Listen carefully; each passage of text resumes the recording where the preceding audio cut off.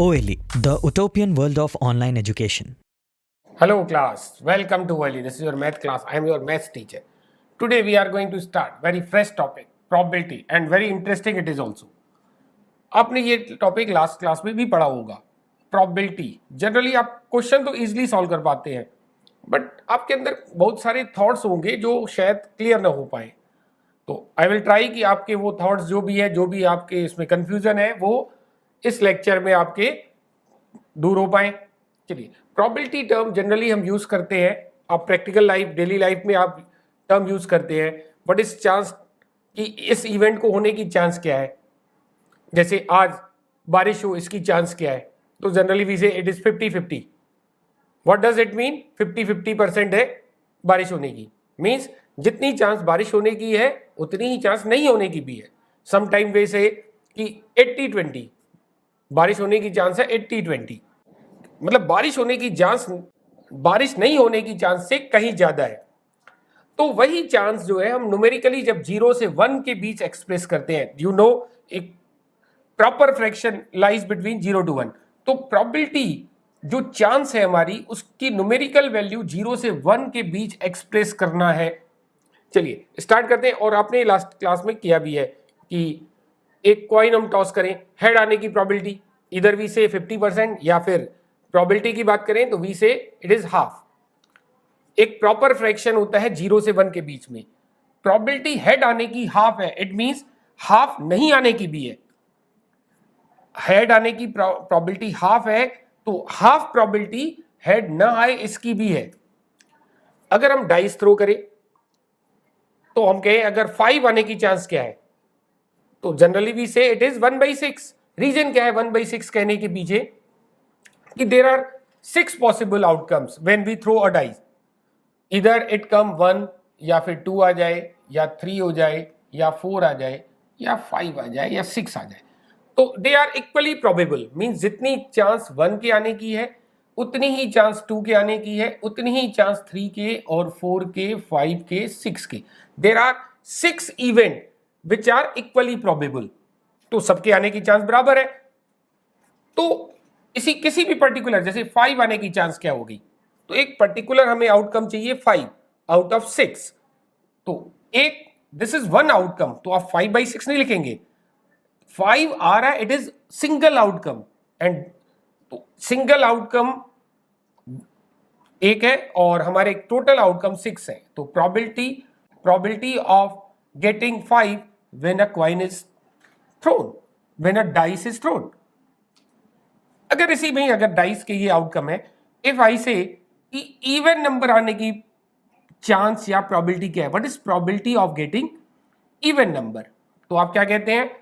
Even number इसमें है 2, 4, 6.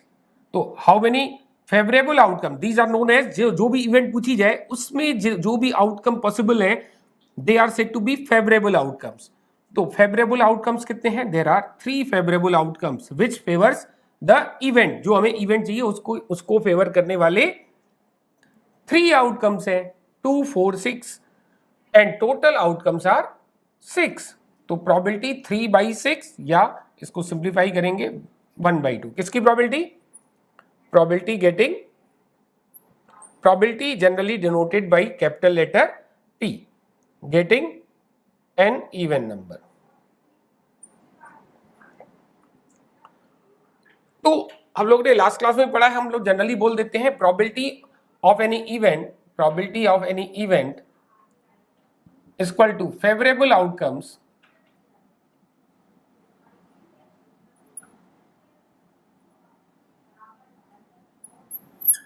Upon total outcomes. तो प्रोबेबिलिटी पूछी जाती है तो आप क्या कहते हैं? Favourable outcomes upon total outcomes. आप सोच के देखिए, क्या ये डेफिनेशन अभी तक आप अप्लाई करते आए हैं, क्या ये करेक्ट दिख रही है? मतलब प्रोबेबिलिटी कैलकुलेट करने की आपके अंदर कभी कोई क्वेश्चन नहीं राइज हुआ कि जैसे कि अगर हमने डाइस पे 2, 4, 6 पे च्युइंगम च्यू करके थोड़े थोड़े पार्ट चिपका दिए, अब हम कहें आपसे इवन नंबर आने की प्रोबेबिलिटी क्या है, तो आप क्या स्टिल इट इज 1/2, क्योंकि हमारे फेवरेबल आउटकम्स तो अभी भी 2 4 6 ही होंगे, और हमने जो च्युइंगम चिपकाया है 2 4 6 पे चिपकाया है, 3 1 3 5 पे नहीं। तो क्या अभी भी इवन नंबर आने की प्रोबेबिलिटी ज्यादा है, या सेम है, या कम हो गई? इवन नंबर आने की प्रोबेबिलिटी सेम रहेगी, बढ़ जाएगी, या कम होगी? कुछ ऐसा आपके अंदर ख्याल आता है? यस, कुछ भी हो सकता है, कि हो सकता है बढ़ जाए प्रोबेबिलिटी, हो सकता है कम हो जाए, लेकिन फेवरेबल आउटकम्स तो स्टिल भी हैव 3। भाई इवन नंबर तो अभी भी 3 होंगे ना, 2 4 6, और टोटल का आउटकम अभी भी कितने होंगे? 6। फेवरेबल आउटकम्स अभी भी 3 है, और टोटल आउटकम्स अभी भी 6 है। तो जो आपने डिफिनीशन लिखी है उसके अकॉर्डिंग तो 3/6 अभी भी हमें लिखना है। बट आपको यस, अब आपको क्लिक कर गया कि नहीं, ये प्रोबेबिलिटी अब की बार 1/2 नहीं होगी। तो दिस इज हम जनरली लिखते हैं, गलत नहीं मानी जाती है, बट एक विचार आता है कि अगर आउटकम्स इक्वल प्रोबेबल नहीं हो तो ये हमारी प्रोबेबिलिटी की डिफिनीशन वैलिड नहीं है। तो हम लोग लगाएंगे यही डिफिनीशन, यही लगाएंगे, बट हमें उससे पहले अपनी थोड़ी सी नॉलेज को रेक्टिफाई या ठीक करना पड़ेगा। कि सबसे पहले हम बोलेंगे if there are n equal probable outcomes which are mutually exclusive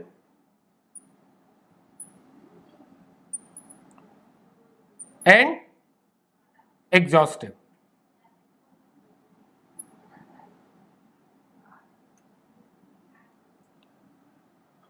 Out of n, let m supports या favors any event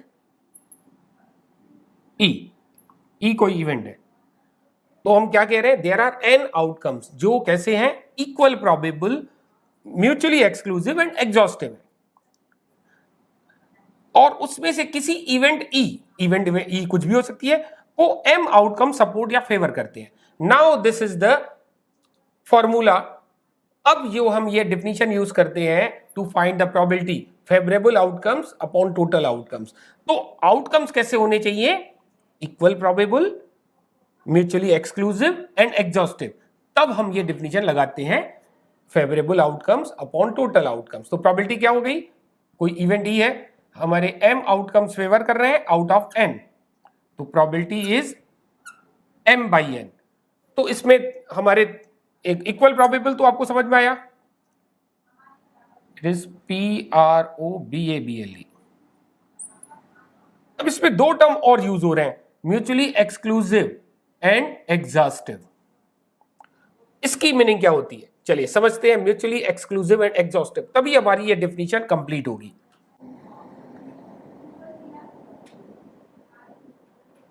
mutually exclusive events, आपने सेट थ्योरी पढ़ रखी है। म्यूचुअली एक्सक्लूसिव इवेंट्स क्या होती है? जैसे अभी आप लोगों ने देखा कि एक इवेंट्स में आउटकम जो पॉसिबिलिटीज है, एक भी हो सकती है, एक से ज्यादा भी हो सकती है।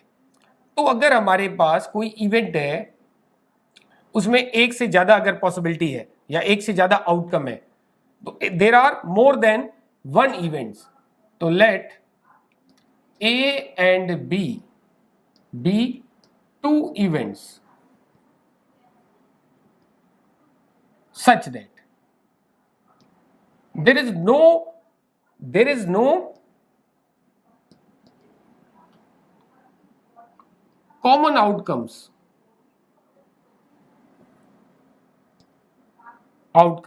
in A and B, then A and B are said to be mutually exclusive events.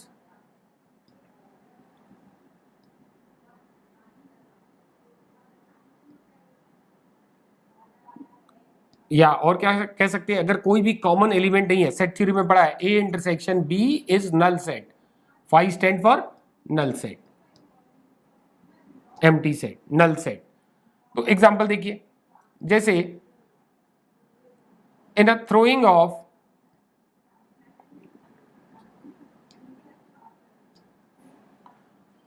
dice, let first part A is an event of getting even number,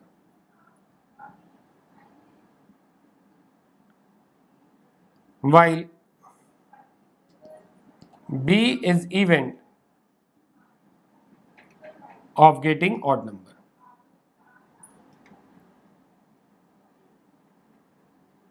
समझिएगा, फर्स्ट पार्ट पहले। ए में हमारे पॉसिबल आउटकम्स कौन से होंगे, dice throw कर रहे हैं, डाइस में आपको पता है 1 2 3 4 5 या 6, ये 6 आउटकम होते हैं। ए है उसमें से इवन नंबर आने की आउटकम्स, तो 2 4 6, यही उन 6 में से यही हमारे 3 क्या होंगे, इवन नंबर्स, और बी कह रहे हैं ऑड नंबर आने की इवेंट है, तो 1 3 5। अब देखिए कौन सा आउटकम दोनों में आ रहा है, is any outcome which appears in two events? No. A intersection B in null set. Therefore, A and B are mutually exclusive event.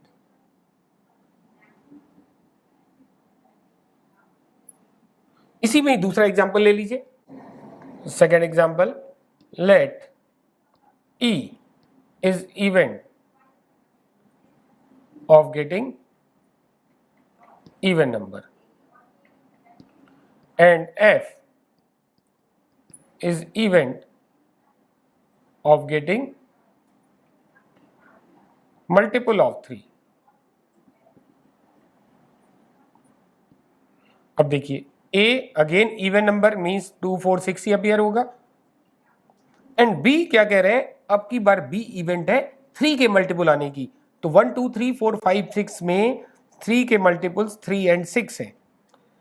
क्या कोई कॉमन एलिमेंट है ए और बी में? यस, 6 हमें दोनों में दिख रहा है, तो ए इंटरसेक्शन बी में क्या आ रहा है, आप 6 नहीं लिखेंगे, जनरली आप मिस्टेक करते हैं, ए बी सेट है तो A intersection B, A union B are also set, तो सेट होगा तो you have to write in curly bracket, elements हमें लिखने होते हैं कर्ली ब्रैकेट में। This time A and B are not mutually exclusive events, क्योंकि हमें कुछ कॉमन एलिमेंट या कॉमन आउटकम दिख रहा है। Therefore, A and B are not mutually exclusive.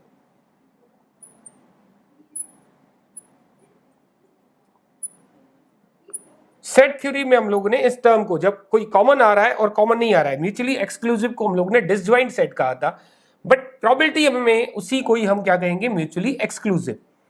And दूसरा टर्म डिस्कस हुआ था एग्जॉस्टिव इवेंट्स।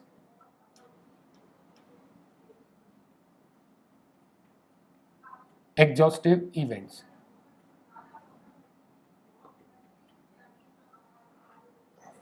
तो पहले तो आप रिवाइज कर लीजिए म्यूचुअली एक्सक्लूसिव इवेंट्स क्या है।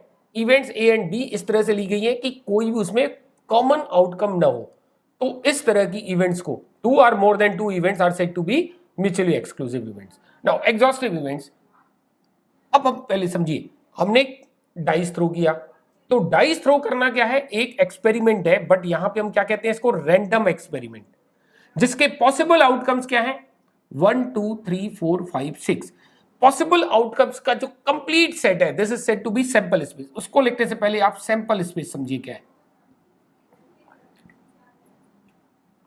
Generally denoted by capital letter S। तो सैंपल स्पेस होता है, it is set of all possible outcomes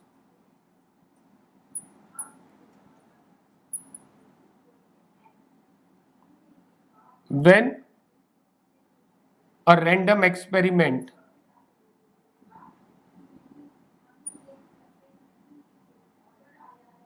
is performed। जब हम एक रैंडम एक्सपेरिमेंट परफॉर्म करते हैं तो जितने भी पॉसिबल आउटकम्स हो सकते हैं, जैसे अगर हमने डाइस थ्रो किया तो क्या पॉसिबल आउटकम्स होंगे 1 2 3 4 5 6। In case of dice random experiment जो भी है, क्या है रैंडम एक्सपेरिमेंट, क्या है throwing a dice, this is random experiment and possible outcomes कौन से हैं 1 2 3 4 5 6। अब इस possible outcomes का जो हमारा सेट बनेगा, this is known as sample space for this random experiment in throwing of dice। sample space क्या बनेगा 1 2 3 4 5 6 in throwing of coin।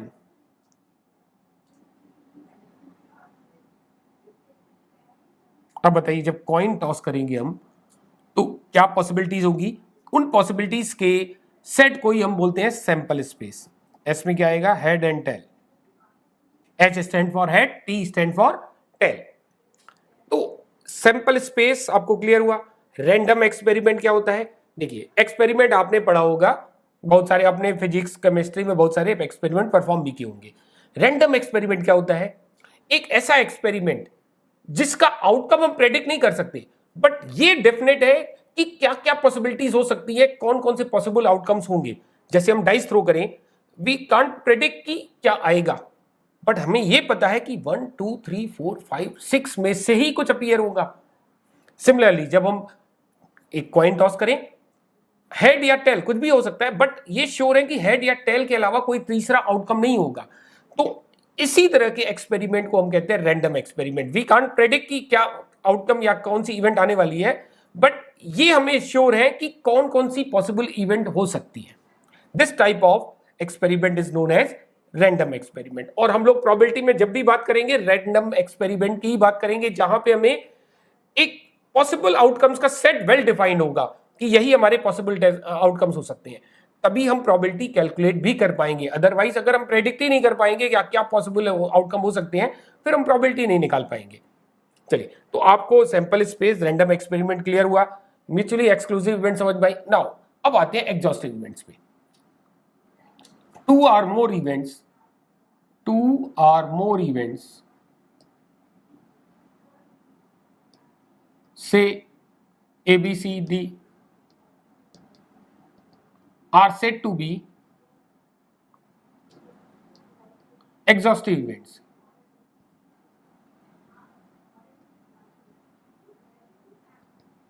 if जितनी भी इवेंट, दो इवेंट डिफाइन कर रहे हैं 3 4, A union B union C union, जितनी भी इवेंट डिफाइन कर रहे हैं, अगर वो पूरा सैंपल स्पेस दे देते हैं तो इस तरह की इवेंट्स को हम बोलते हैं म्यूचुअली, इस तरह की इवेंट्स को बोलते हैं एग्जॉस्टिव इवेंट्स। इसी एग्जांपल में आ जाइए, जब हम डाइस थ्रो कर रहे हैं तो दो इवेंट डिफाइन किए हमने, A और B, getting an even number and getting an odd number. और इस डाइस थ्रो करने के केस में सैंपल स्पेस आपके सामने लिखा हुआ है 1 2 3 4 5 6। अब बताइए A और B का यूनियन, A में है 2 4 6 1 3 5। अब जब इनका यूनियन बनाएंगे तो क्या ये कंप्लीट सैंपल स्पेस बनेगा? 2 4 6 है, 1 3 5 है, तो A union B it is complete sample space.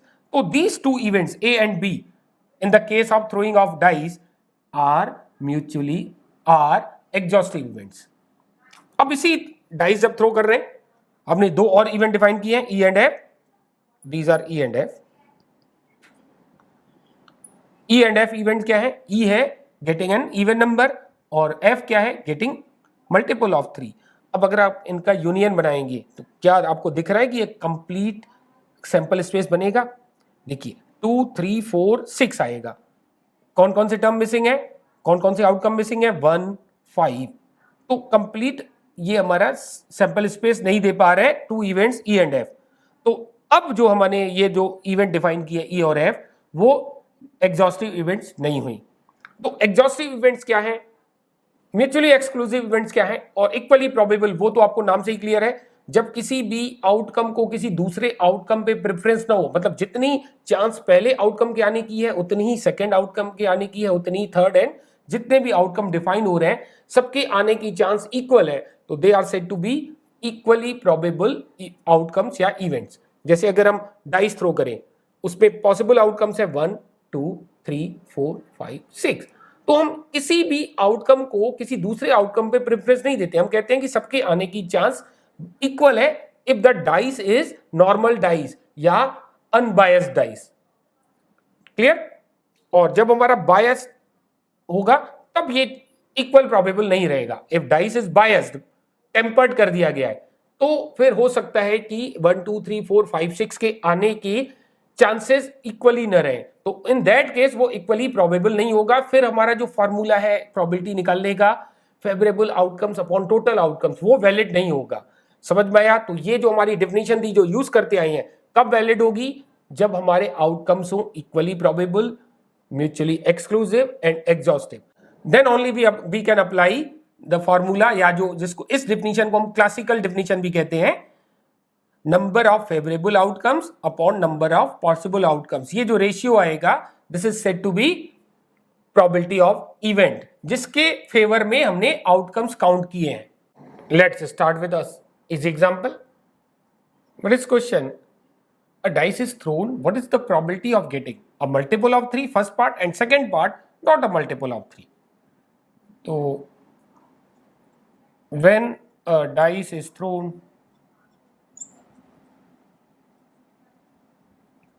then the sample space is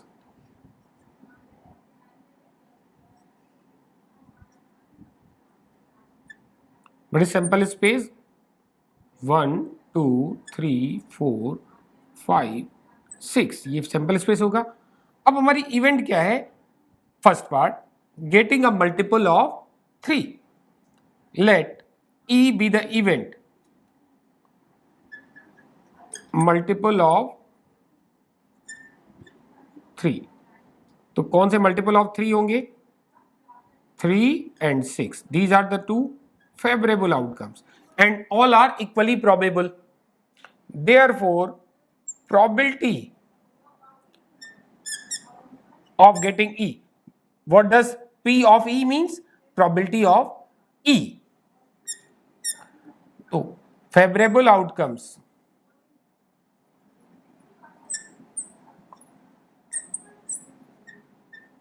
in E upon total outcomes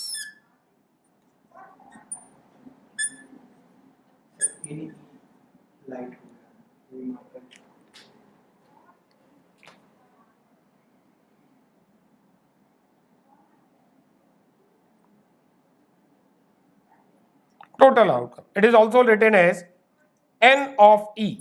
n of E means outcomes in E. आपने सेट थ्योरी में पढ़ा है, n of A, number of elements या number of outcomes in A, and total outcomes means number of outcomes in sample space, तो n of S. E में कितने outcomes है? 2, और टोटल आउटकम्स 6 थे, तो required probability is 1/3। Then second part देखिए, F हमने दूसरी इवेंट डिफाइन कर दी। What is F? Not getting multiple of 3।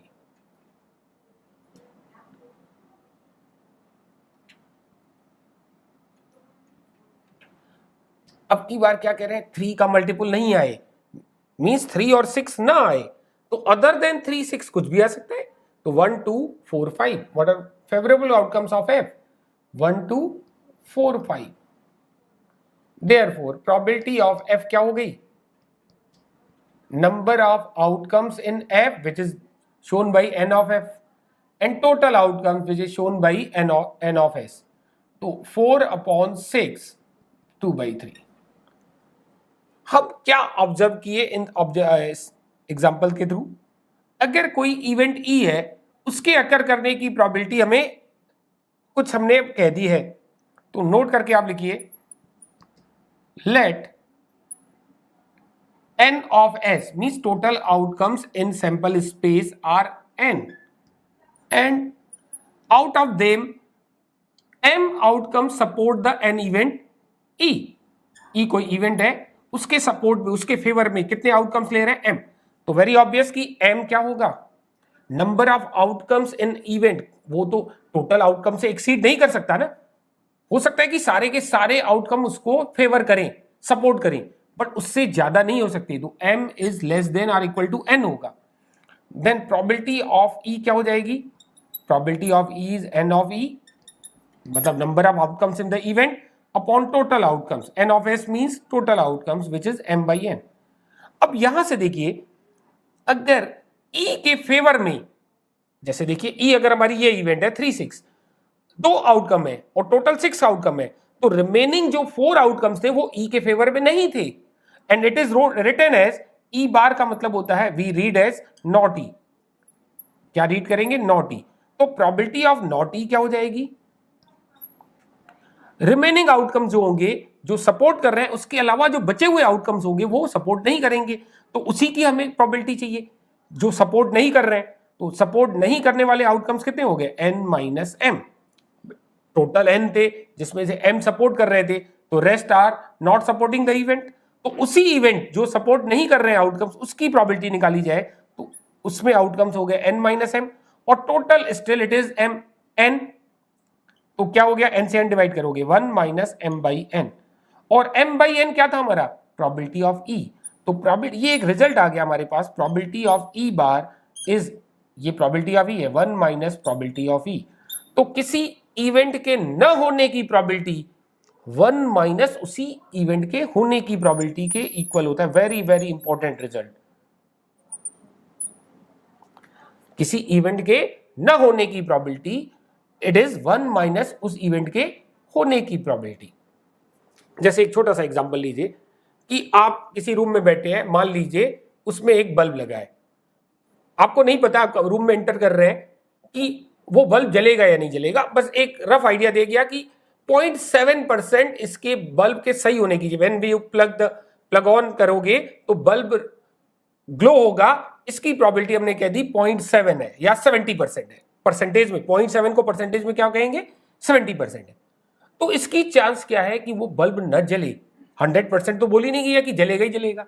अगर 70% चांस जलने की है तो 30% चांस नहीं जलने की होगी, यानी उस इवेंट के न होने की प्रोबेबिलिटी क्या होगी, 100 माइनस जो परसेंटेज जलने का था, 100 माइनस 70, 30%। तो इसको अगर हम प्रोबेबिलिटी के टर्म में बोलेंगे तो 1 माइनस 0.7 विच इज 0.3। अगर किसी इवेंट के होने की प्रोबेबिलिटी 0.7 है तो उस इवेंट के न होने की प्रोबेबिलिटी क्या हो जाएगी, 1 माइनस होने की probability means 1 minus 0.7 which is 0.3। ये बहुत ही इंपॉर्टेंट कॉन्सेप्ट है बेटा, इसको बार बार यूज करेंगे हम क्वेश्चंस में। ये दिमाग में बैठा लो कि किसी इवेंट के न होने की प्रोबेबिलिटी 1 माइनस इवेंट के होने की प्रोबेबिलिटी के इक्वल होता है। कॉन्सेप्ट भी समझ में आया किस तरह से हो रहा है, और भी हम क्वेश्चंस करेंगे और भी कॉन्सेप्ट सीखेंगे। चलिए, but in the next class, तो नेक्स्ट क्लास में मिलते हैं विद न्यू कॉन्सेप्ट्स। तो मिलते हैं नेक्स्ट क्लास में, till then bye bye, take care.